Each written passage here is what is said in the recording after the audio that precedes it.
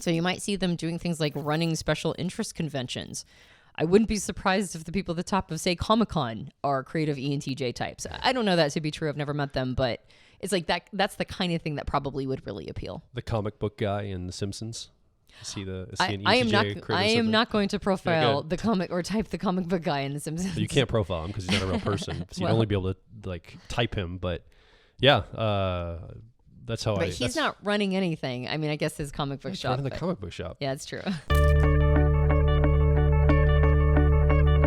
Hi, welcome back to the Personality Hacker Podcast. My name is Joe Mark Witt. And I'm Antonia Dodge. Today we're talking about ENTJ careers. Some people think these two things are synonymous. The ENTJs are all about careers. Right. But they have other interests as well. And we're going to talk about careers, though, on today's show.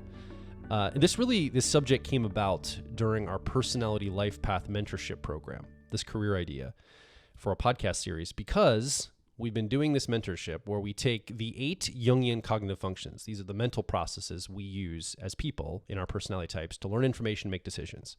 We take all 8 of those, and we have a group of people going through a mentorship class with us, looking at each one of those functions each week. We look at the archetypical energy that function represents in the world, but also how our relationship, according to our personality type, interfaces with that energy and that function and the people around us. And as we go through the mentorship, people understand how they're attuned, the you are here dot of their life. You know, you're an ENTJ, that's the you are here dot, but where are you going in life? What's your career path? What's your relationship path? What's the path you're going to follow now that you know you're an ENTJ? So that's the mentorship. And in the middle of it, we were noticing people are showing up in transition in their life. They're coming to this program because they're transitioning maybe a lifestyle. They might be in a relationship transition, but I'll tell you, 80% or more of people are in the middle of a career transition of some sort, whether they're just starting out in a new career or they're wanting to alter or change a career trajectory they've been on. So this was coming up so much in that mentorship, we thought, let's do a series on the Personality Hacker Podcast talking about careers related to each of the 16 types. And this week, we're talking about your type, ENTJ, or maybe you have an ENTJ in your life and you're listening along to get to know them a little better. And we're going to talk about it in a principle-based approach today, Antonia, where we're going to go into 4 different flavorings of the ENTJ personality type. Right. Yeah, we're going to discuss 4 subtypes of how ENTJs can show up. And the reason why we're going that direction is it seems that there is a strong relationship between career choice and the style of our personality type that we show up with. And that makes sense because our career, our job is, ostensibly where we spend at least 40 hours a week. There are certain, very specific problems that need to be solved in that career. There are different environmental considerations depending upon the industry you're in. There are different styles of people you run into. And so the problems you have to solve, the way you have to show up to interface with the other people, the environments you find yourself in, it makes sense that all of this would influence how your brain is being, sort of more subtly wired over years, sometimes decades of life. So the career you choose actually has an impact on your subtype. And your subtype has an influence on the kind of career you're going to be choosing because not every ENTJ is the same. I mean, that seems obvious, but if you were to, say, look up, a list of ENTJ careers, it's probably pretty monolithic. And you can't really, paint all ENTJs with the same broad brush. So I think entering into it with a little bit more, so maybe subtlety or nuance, I think is helpful when a person is trying to pick a career path. I did do a list of ENTJ careers, Antonia, a top 10 list. Yes, I know. I did internet research. I have it right here. I can read it on the air if you'd like me to. Why don't you, Joel? Okay. Why don't you read your list? So this is the top 10 ENTJ careers according to the internet. Number 1, CEO. Surprise, surprise, according to the internet. Number 2, management consultant. 3, entrepreneur. 4, investment banker. 5, marketing manager. 6, military officer. 7, sales manager. 8, financial manager. 9, project manager. The word manager is in here a lot so far. And number 10, judge.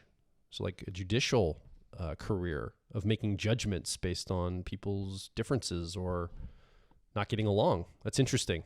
This whole list, I think, is pretty stereotypical, though. I think the CEO in the top spot, I don't think surprises many people who've done any small amount of research online around different career options for ENTJs. But then there's not a lot of creative things on here. There's no actor or artist. We know a lot of ENTJs that have careers wildly different than this list. Yeah, I would say that that's not a bad list. Every one of these episodes in this series that we're doing around type and careers, the list is usually pretty decent because, it's an aggregate of all the people who identify as being ENTJs. And quite honestly, I think sometimes just when somebody is in a managerial or C-level position, I think that they have a tendency to type out as having ENTJ preferences. Fair enough. Even if they don't. So I think there is a lot of conflation of those two things. But it's not a bad list. There are certain ENTJ subtypes that very much are attracted to things that are, like leadership positions and managerial positions. But it is unnecessarily limiting. There are different styles of ENTJs that won't find what they're looking for on that list.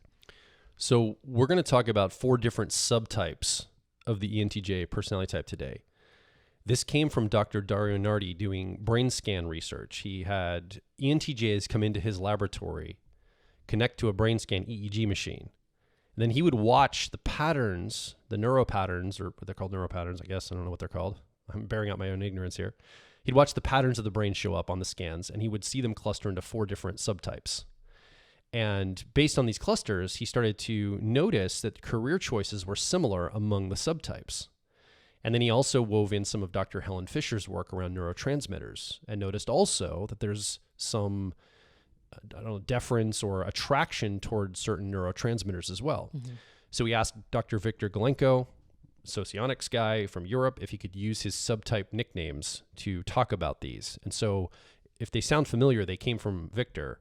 With permission, Dario used them for these to describe the different subtypes for all the types, not just the ENTJ. Mm-hmm. So let's talk about these. Let's jump into these 4. They're called dominant, creative, normalizing, and harmonizing subtypes. They each have character qualities, and we're gonna make this very approachable to people who may be new to type, but also go a layer deeper. Just a quick comment or two at each one of these for people that are into cognitive functions and some deeper elements of type as well. Right. We want to make this accessible if you're brand new to type, and you very well may be, because looking for career options and diving more into careers is one of their, like when you first get into type, it's one of the most obvious applications. Yeah. So you might be very new to type and really just trying to wrap your head around all of this. And we want to be accessible to people at all levels.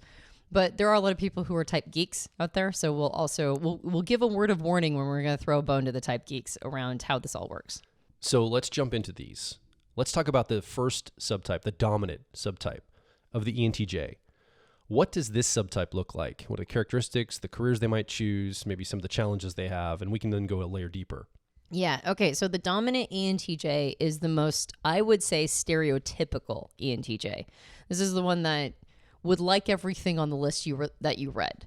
And it's usually the sort of the picture that comes up in our minds when we think about this type.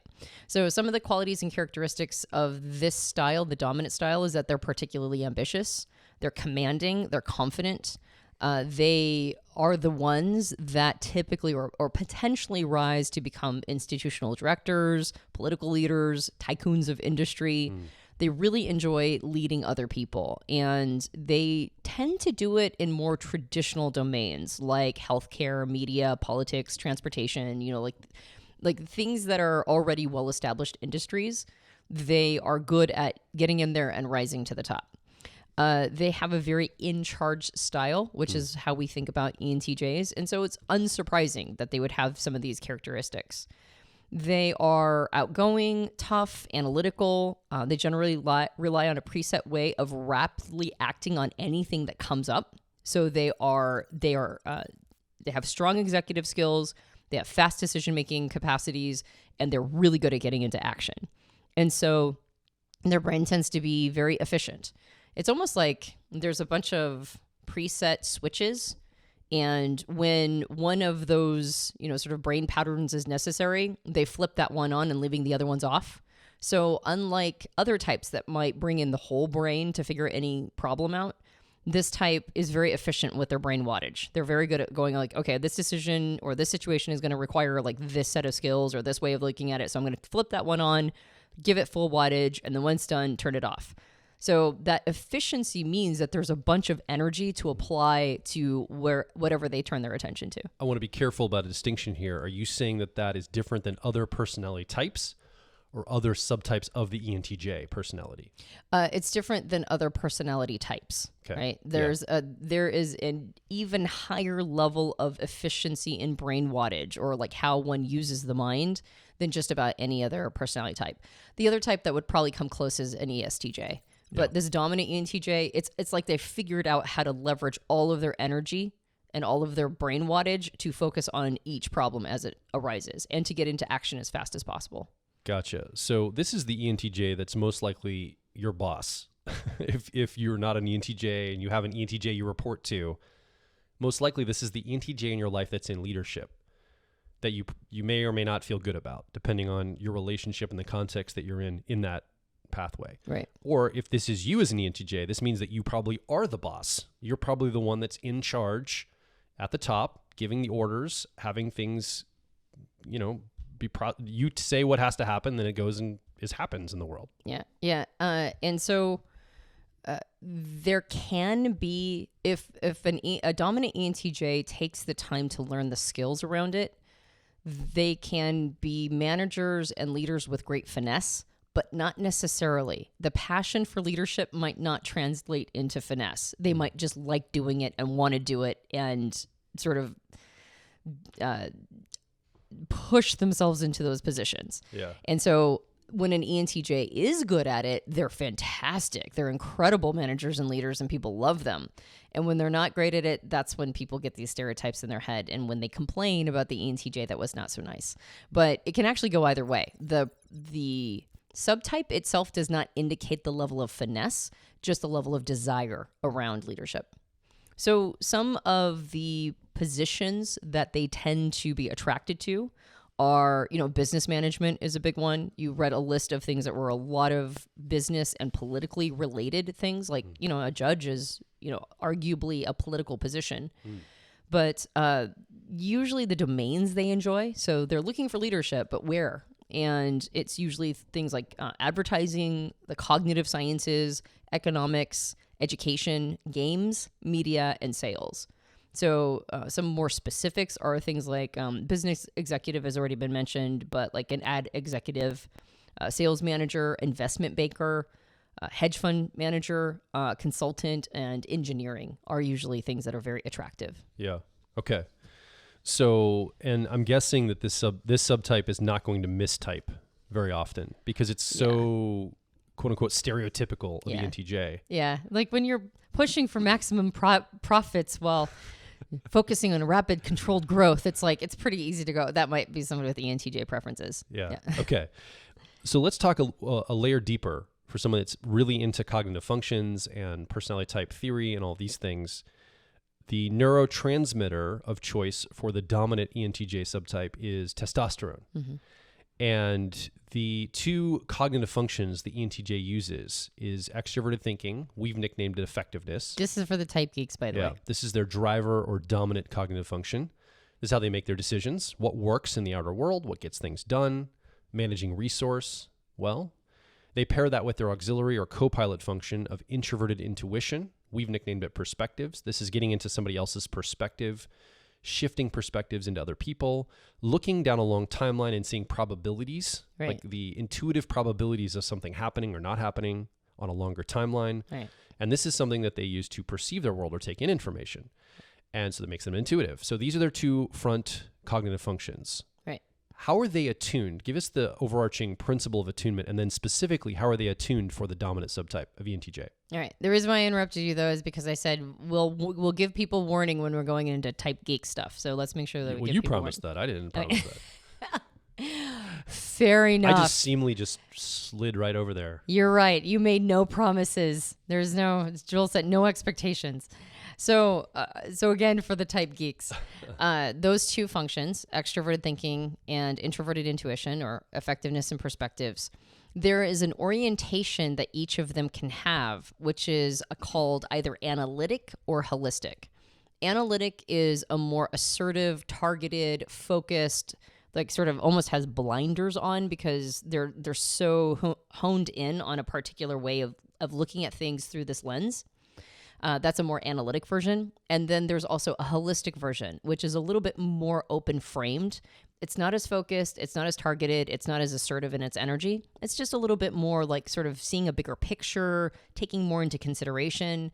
But it tends to be less assertive, so it has less executiveness to it, if that makes sense. For the dominant subtype, and by the way, we recorded a whole podcast with our friend Dr. Dario Nardi talking about how these subtypes work, and we went into analytic and holistic. And if you want to get into the nitty gritty of it all, I highly recommend going and checking out that episode. It's fascinating. But for dominant ENTJs, both their preferred functions, both extroverted thinking effectiveness and introverted intuition or perspectives, they both have an analytic frame. They're both targeted, focused, assertive, and have an energy that's like very like forward movement and directing. And so that's unsurprising that the dominant ENTJ would be so like sort of targeted in almost everything they do. Yeah, I think the word frame is a great word. Is an analytic oriented function in general would be less open to other people or other energies' frames. Mm-hmm. Their frame is the dominant framework. Right. Everybody else needs to match that. Whereas the holistic would be a little more diffused. They're open to other people's way of seeing things, a little more open to the other frames around them. Yeah. So more interoperability on the holistic side. So this is probably I don't want to say it this way, but this is the least cooperative ENTJ with others. They would love for you to cooperate with them, but if this is you as an ENTJ, you're probably needing people to get on your bus to do the thing that you've got in mind. You're focused on some goals, some things that you want to do, and you need to organize the troops, organize the resource. Troops, general, quote unquote troops, not literal troops, although those could be the case as well, and get this thing done. Yeah. Right? The thing that you see that needs to get done. Yeah. Dario mentioned that sometimes people see this style of ENTJ even as like villainous because they're so focused and targeted. But at the same time, they also usually make a big impact. Yeah. And so this style of ENTJ, their career choice is important, not just for, to match their talents and interests, but also to help them hone some of this skill to bring in a little bit more finesse, a little bit more. Even if you're automating human-centered things, there is a capacity to get more refined at what you're doing. And so career choice is important.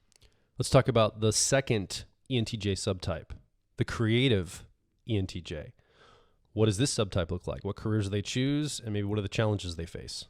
So this ENTJ might actually be mistyping as a perceiver. I wouldn't be surprised if these ENTJs think that they're either ENTPs or maybe even ENFPs. It's a very different style of ENTJ than the dominant.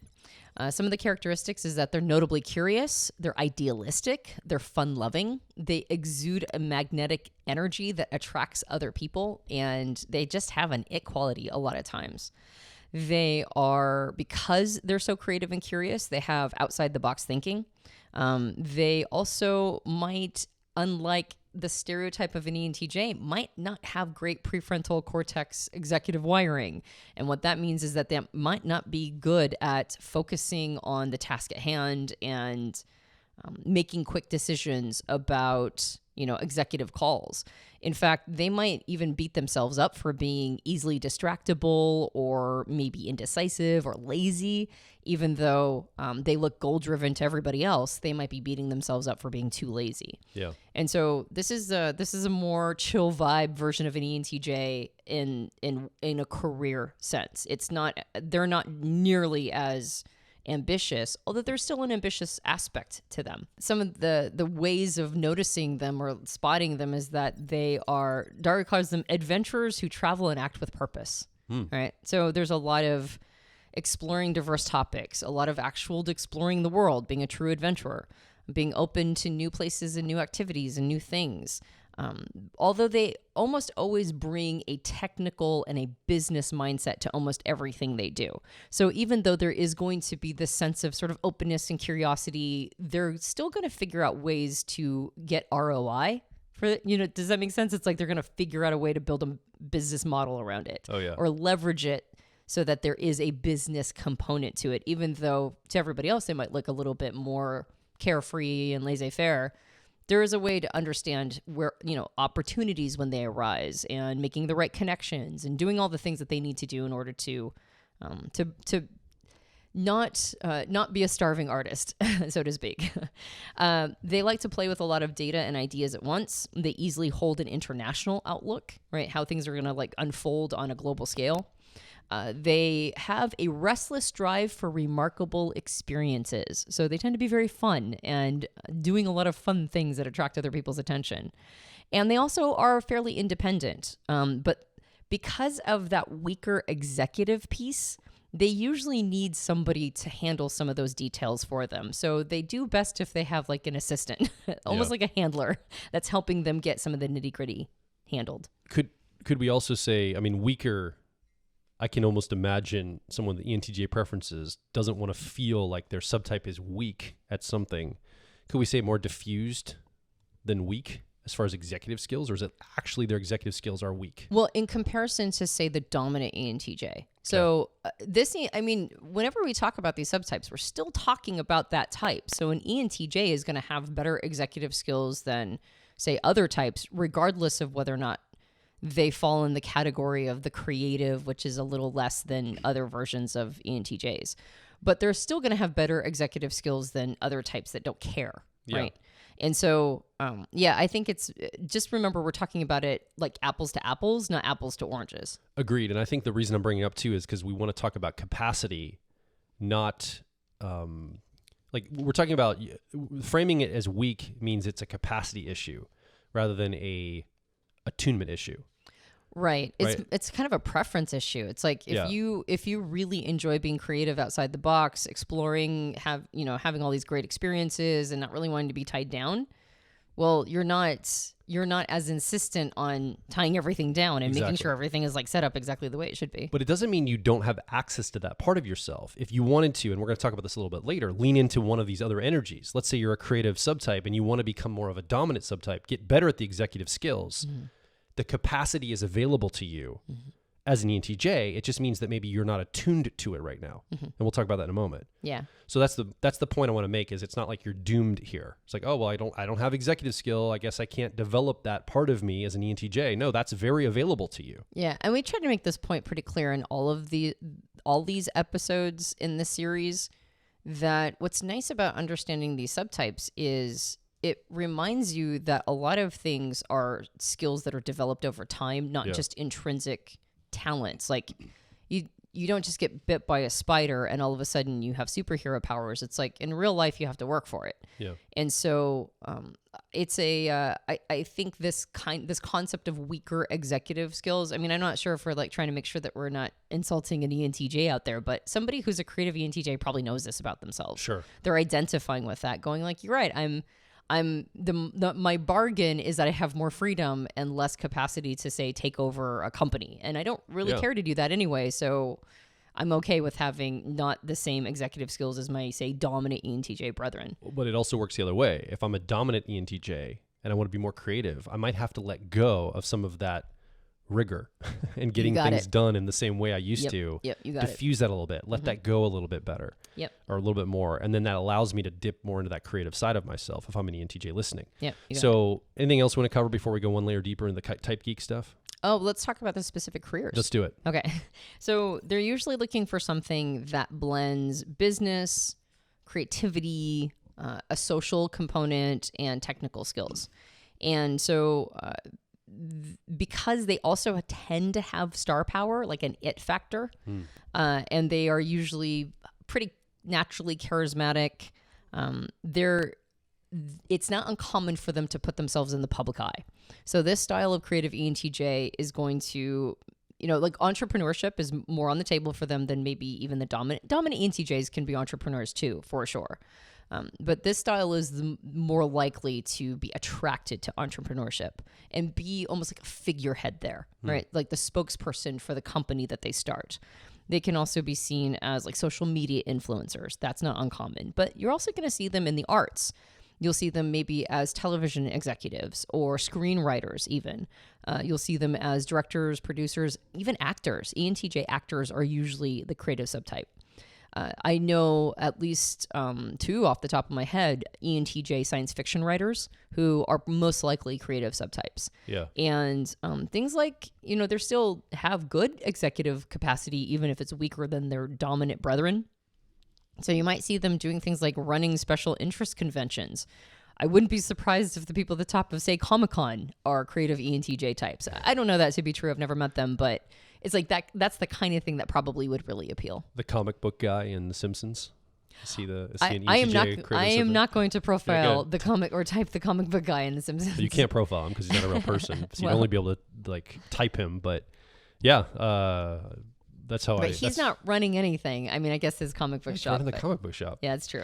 Let's go a layer deeper. For type geeks, I'm making a disclaimer now. Well, and I did say that they might mistype as perceivers, right? Yes. As ENTPs or ENFPs. Okay. Yeah. Let's go one layer deeper. The neurotransmitter of choice is dopamine for creative subtypes. All creative subtypes, not just the creative ENTJ.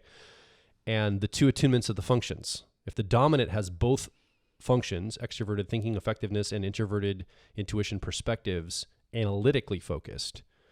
What about this creative subtype? So creative subtypes, their perceiving function is the one that is analytic, and the judging function is the one that has holistic preferences. So in this case for ENTJs, it would be introverted intuition or perspectives would be the analytic function. And then the judging function of extroverted thinking or effectiveness, that would be holistic. And that makes sense, right? Having the executive part be a little bit more open framed, a little less insistent on things being a certain way. Yeah. That makes sense that they would have less certainty in how to make everything happen and attending to, all the details. Whereas their perceiving function, the intuitive, the creative part of them would be a lot more analytic. It would be maybe even more visionary, more focused on making things in their mind, like something that they've run simulations around or world building or something that's creative inside of themselves, wanting to see that play out in real life, wanting to bring that creativity to the world. Let's talk about the third subtype of ENTJ, the normalizing ENTJ subtype. What are the characteristics, career choices, and challenges this subtype faces? So this could also be a subtype that is not uncommon in people's minds, like stereotypically for ENTJs, although this type might mistype as an ESTJ potentially, because they're a little bit better at sort of blending in with the rest of society. They're normalizing. And so they are they enjoy a more settled traditional life. They are usually steady. They have steady jobs. They are usually tapped into community activities. So this is an ENTJ that is like sort of your responsible citizen version of an ENTJ. And they're more sort of chart the course in like Linda Barron's vernacular. They are linear, logical. They have a step-by-step approach to getting tasks done.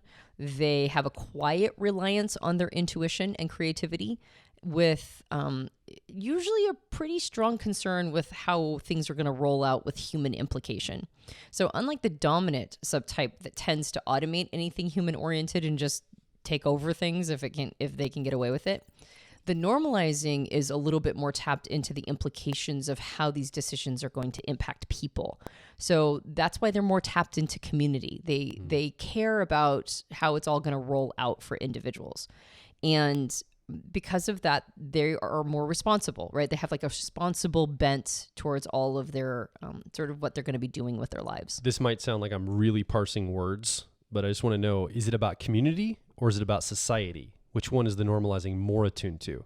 Because I know when we talk about the harmonizing, it's all about a lot of people focus. So with this, did you use community deliberately, or is that just the word that came up for you? Well, I think they're more tapped into general human welfare. Okay. And I think the practicality of them probably makes them more community oriented, because that's, it's like you clean up your house first, right? There's like a concern for people, and that's where they can show that concern. So in my mind, I make a distinction between community is more local and just the people around me, and society is like broader, like more global or national. And you would say this normalizing is more focused on the people in my town, my community, the industry I'm in. Yeah. The people in my close proximity. Yeah, exactly. I mean, they might be the ones, and we'll talk about career choice in a moment, but they might be the ones that go into like local politics. Gotcha. Right. They are a more introverted version of an ENTJ as well. So they might also believe they have INTJ preferences, possibly even ISTJ preferences.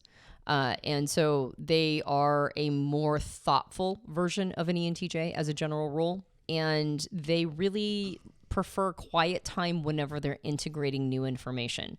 So instead, like the creative subtype and the dominant subtype, they tend to act faster. Whether or not the creative is acting in a specifically like executive way, it's more like they're just responding to the situation because they're seeking all of those great experiences. So they collate creative ideas much faster. The normalizing ENTJ, when they take in new information, they want to sit with it for a while. Yeah. They really want to understand its implications. They really want to run those simulations, really understand the long game. They're just a lot more reflective and thoughtful about the information that they're parsing out. And of course, that alters the kinds of careers they're going to be attracted to.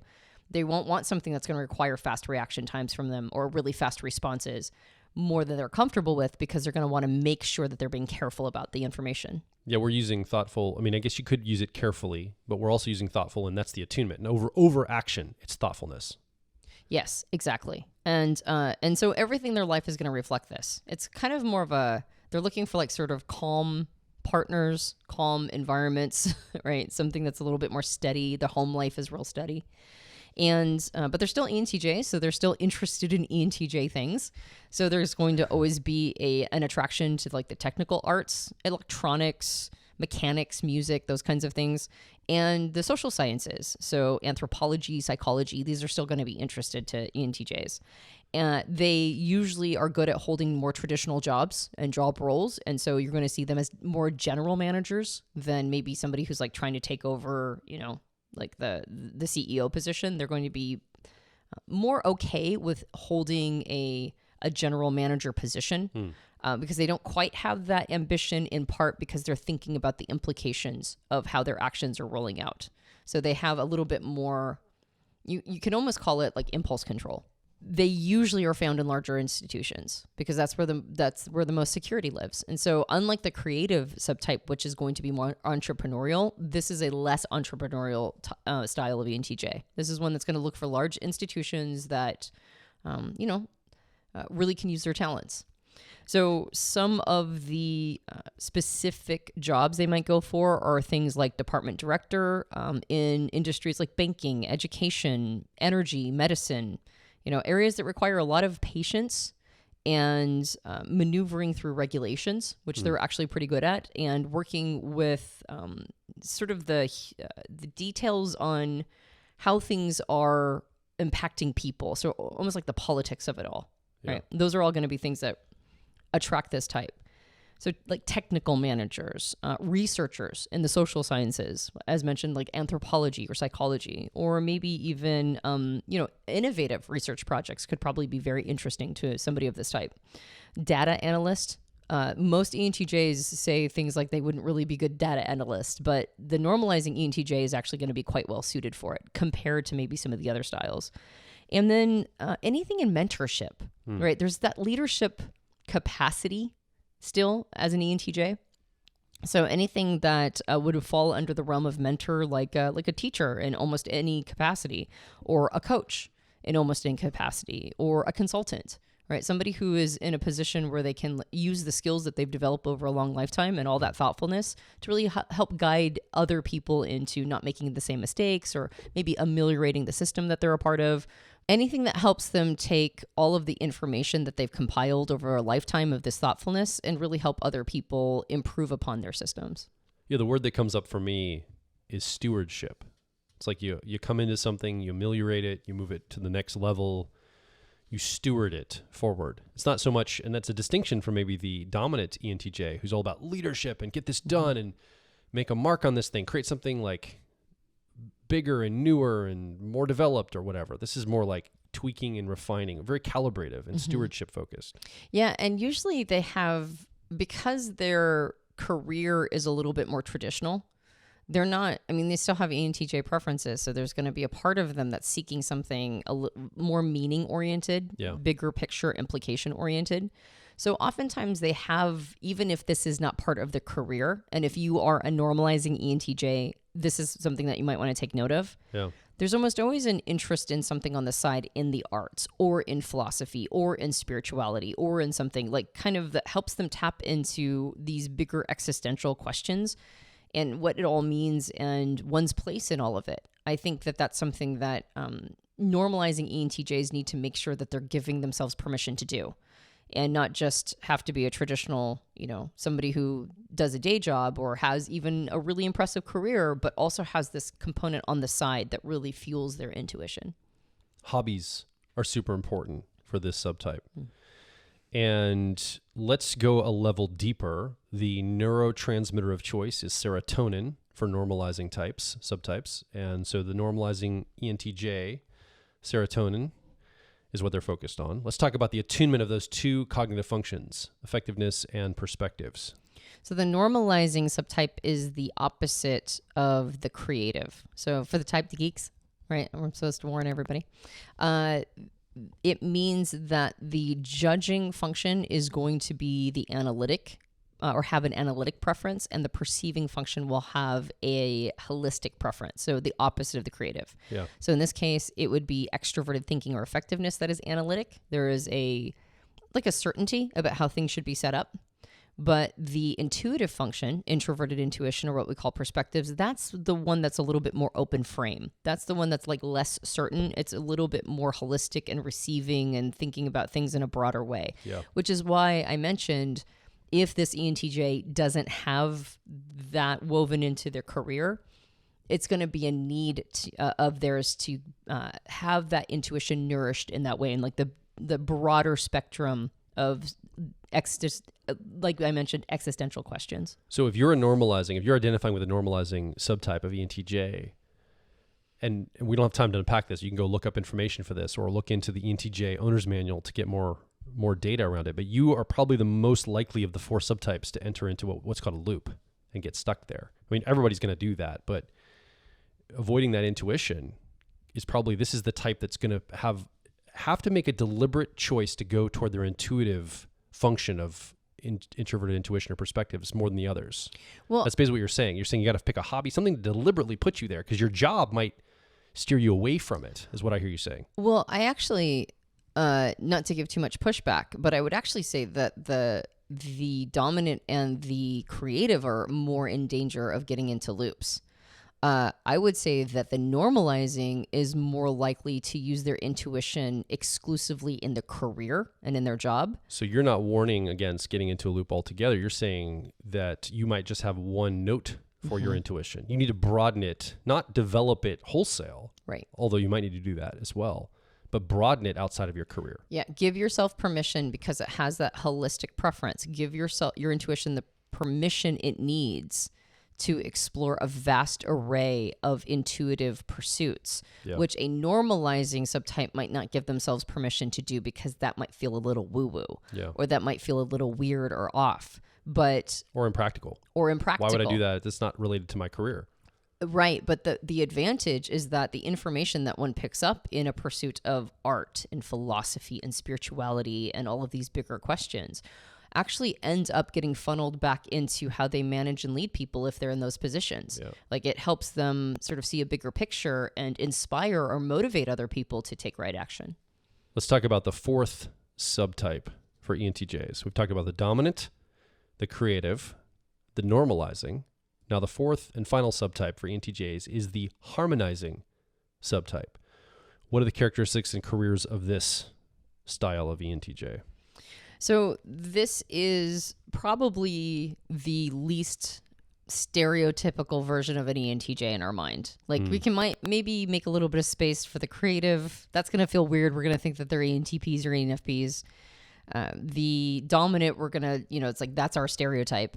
The normalizing, we're going to go, oh, that person's an ESTJ or maybe has SJ preferences.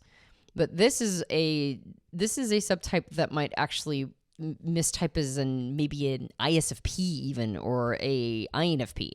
Yeah. This is a very different style of ENTJ. Now, as we've gone through all of these episodes, we mentioned that the harmonizing subtype, not always, but the harmonizing subtype tends to be associated with age. Like the older you get, the more likely you are to explore this part of who you are. So this is a more seasoned, usually, not always, but a more seasoned, mature, maybe even international style of ENTJ.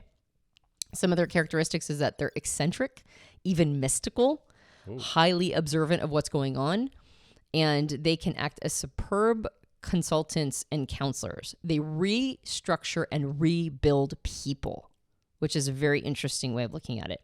I actually, I mentioned ISFP or INFP, but actually I bet these are the ENTJs that mistype as INFJs. I bet that's also very common.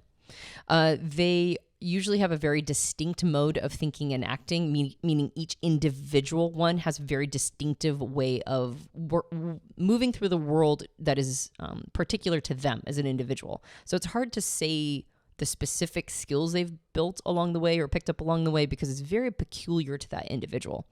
But they usually are refined in the way they think. They've been tweaking their style of thinking and sort of making improvements on themselves for years, if not decades. So whatever it is that they're good at, they're very good at. And so there's a almost uncanny intuitive power that ends up following them. They're usually very tapped into their intuition. Again, might be one of the reasons why they can mistype as INFJs, maybe INTJs as well. They have not great executive capacity, kind of like the creative subtype we mentioned before, in comparison with other ENTJs. They're still going to be ENTJs. It's going to be better than other types, but compared to the other subtypes, it's not as good executive functioning. And they don't have the ability to really act as society expects them to act. So they're very iconoclastic. They're kind of weird, right? Like I mentioned before, eccentric ENTJs. And that's not uncommon for harmonizing subtypes. This is a very common pattern for harmonizing subtypes. You just be a little off and little kind of, not off, but like... according to society standards. Yeah, like 1 degree of separation from how everybody expects people to show up and behave. Yeah. But again, they're really good with tapping into individuals. They can analyze an individual, group, or situation to instantly understand what is secretly out of whack, which I think is really interesting. They're looking for all the things that are like off, right? What's out of alignment with this group of people or with this individual? That's what they're tracking for.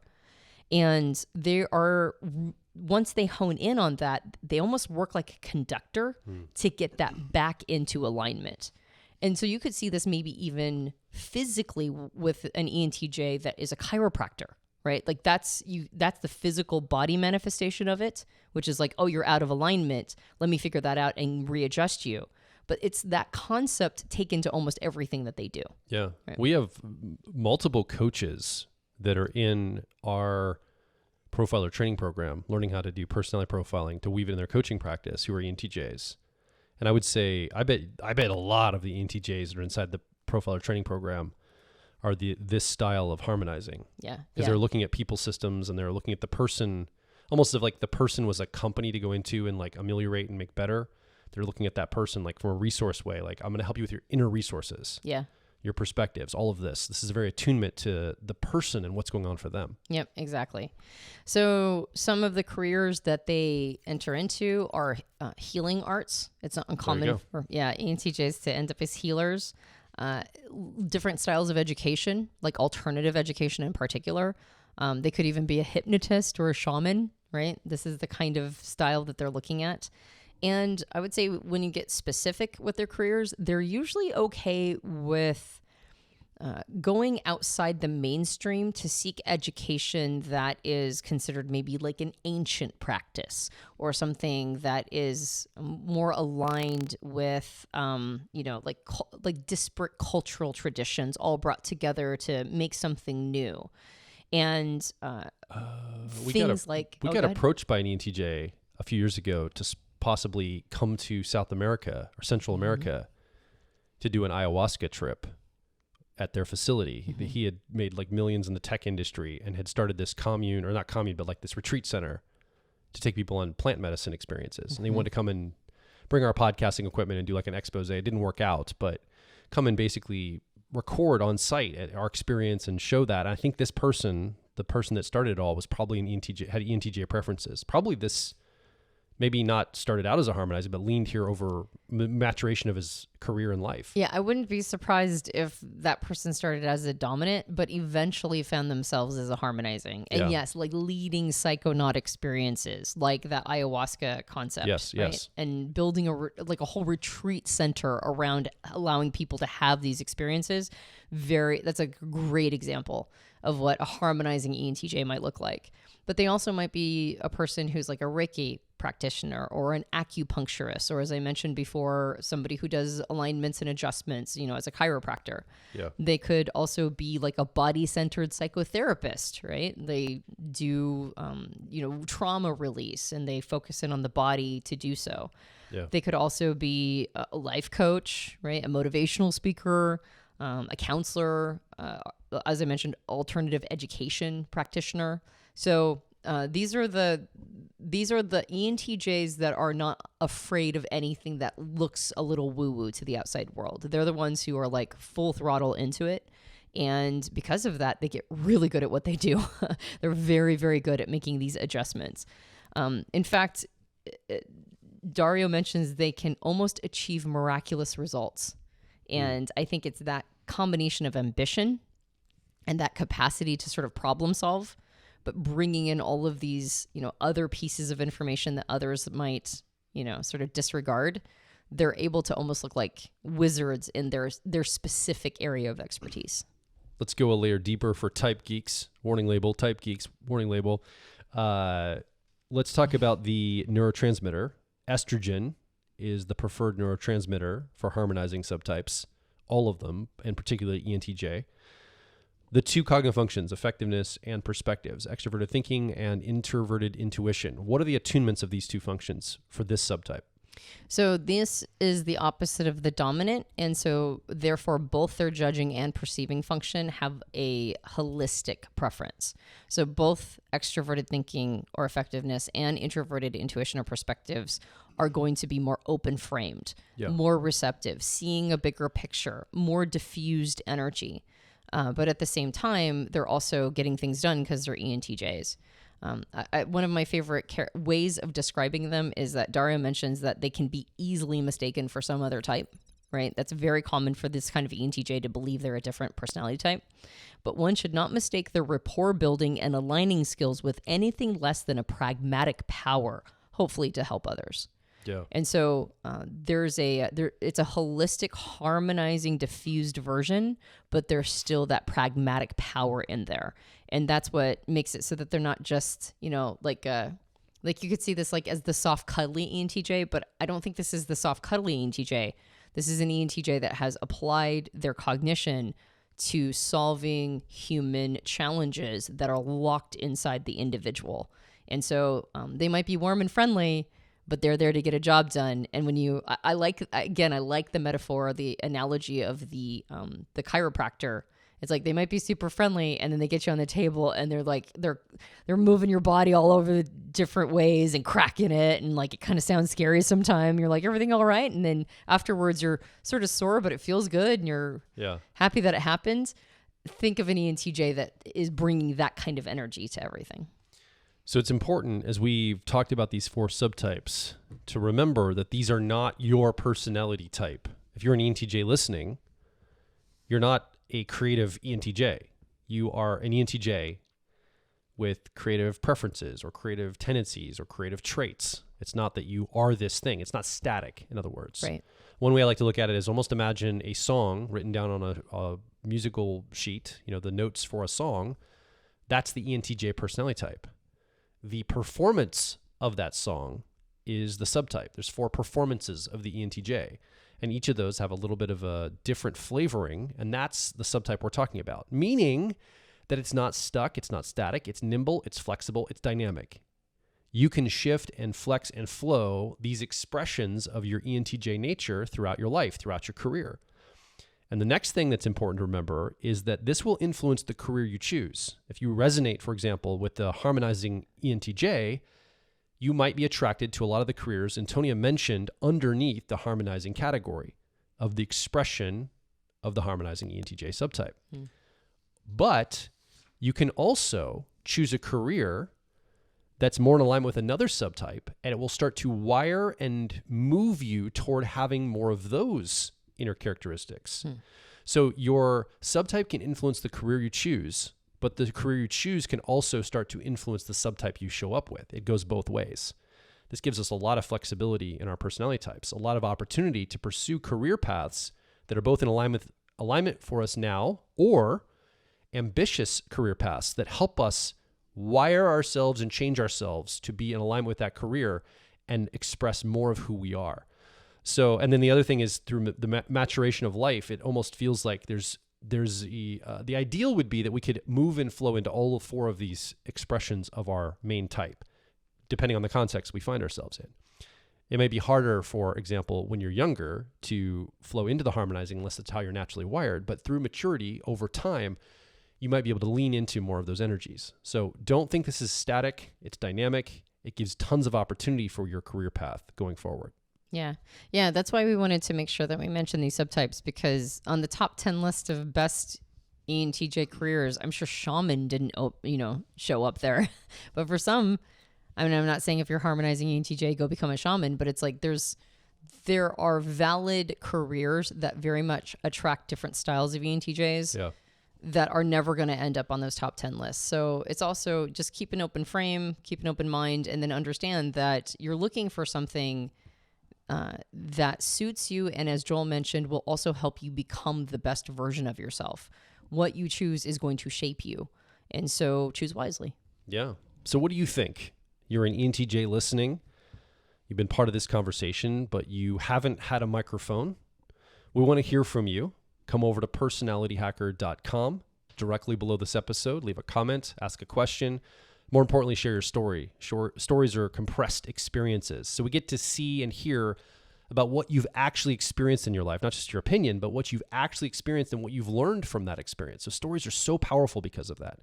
Obviously, questions are welcome as well. And even if you're not an ENTJ, you're listening and you've got an ENTJ in your life, maybe you've got a story from your perspective around ENTJ career.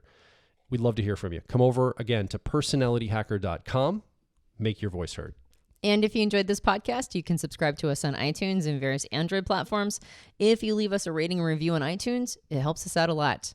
You may be watching us on YouTube because this is a video podcast as well. You can go like, subscribe, and hit the bell to let you know when a new episode is out. We have a book. It's called Personality Hacker. You can get it at all major book retailers. And if you leave us a rating and a review on Amazon or on Goodreads, that also helps us out a lot. And if you're trying to figure out whether or not you have ENTJ preferences, like did you think you were one before and you heard this episode and now you're reevaluating, or perhaps you didn't think you were an ENTJ and now you're starting to wonder, head over to personalityhacker.com and you can take our free online assessment to help you on your journey to finding your best fit type. And might we also recommend, if you do know you have ENTJ preferences, check out our ENTJ Owner's Manual. It is a deep dive into what all of this stuff means, what your cognition means, and the implications in your life. How does your cognition show up in every moment of your day? How does it show up when you are at your best? And how does it show up when it might be undermining you or sabotaging you? Our Owner's Manual gives you a really great deep dive into your own cognition. And we talk about things like your flow state and staying in flow. We talk about some of the loops your brain can get into. We talk about some of your fixations. And there's also a toolbox in there to ensure that you have exercises, actionable things that you can do in order to continue to be the best version of yourself. So head over to personalityhacker.com and grab a copy of the ENTJ Owner's Manual. Yeah, and you're going to love this because unlike the podcast where we give ourselves a little bit more license to be freeform and bounce around a little bit more, you as an ENTJ, this is a linear teaching of the personality types. You get to go through it in a very logical, linear, progressive fashion. It's very well organized, which I think you would appreciate, specifically as an ENTJ for your personal growth path. My name is Joel Mark Witt. And I'm Antonia Dodge. And we'll talk with you on the next Personality Hacker podcast.